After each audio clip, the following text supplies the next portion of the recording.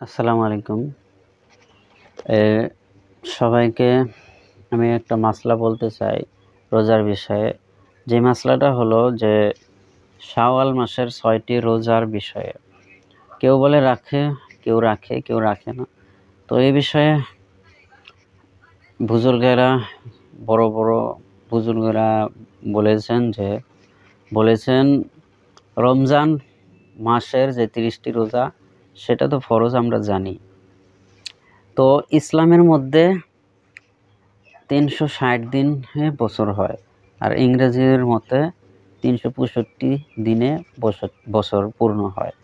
তো ৩৬০ দিনের মধ্যে যে ৩০টা রোজা ফরজ, সেই রোজা ৩০টা রাখলে মুসলমানদের ৩০০ দিনের সওয়াব হয়ে যায়, এমন কথা।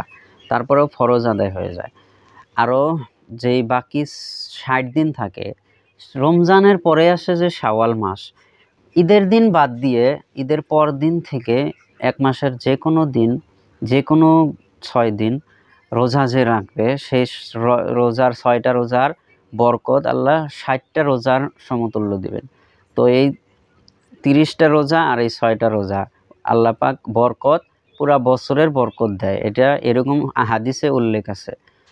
তো যে এরকম যদি কেউ ব্যক্তি এই রোজাগুলো রাখে, তো সেই ব্যক্তির জন্য পুরা বছরের আর কি রোজা রাখার বরকত হয়ে যায়, সওয়াব হয়ে যায়, এরকমভাবে উল্লেখ আছে। তো সওয়াব পাবে। তারপরেও মানুষ, হুজুর সাল্লাল্লাহু আলাইহি ওয়াসাল্লামের নিয়ম ছিল প্রত্যেক মাসের ৩ দিন রোজা রাখত। সেই ৩ দিন সেটা বেলেগ, আরও বেশি রাখতেন না, এই ৩ দিনই রাখতেন প্রত্যেক মাসে।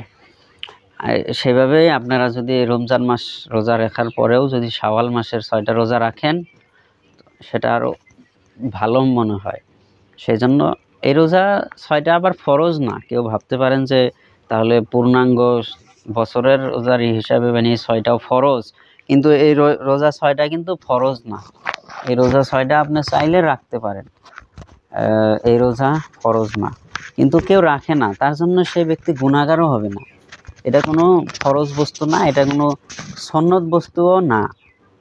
নবীজির এরকম সুন্নত যে এই সুন্নতগুলা পালন না করলে গুনাহ হবে না, কিন্তু করলে সওয়াব আছে, এরকম ধরনের সুন্নত এটাও নবীজি রাখতেন, কিন্তু ওরকম ধরনের তাগিদ নাই যে না রাখলে শক্ত গুনাহগার হবে বা কবিরা গুনাহ হবে। ওই ধরনের গুনাহ হবে না, কিন্তু যে রাখে সওয়াব হবে। আর এই কামগুলো নবীজি করতেন, সুন্নত সেরকম পর্যায়ে করতেন। যেমন মাসে 3টা রোজা, সেটা তো আর আমরা রাখি না, গুনাহ হয় কি হয় না, এরকম ধরনের এই 6টা রোজাও। তো এই 6টা রোজাও এরকম ধরনের আপনারা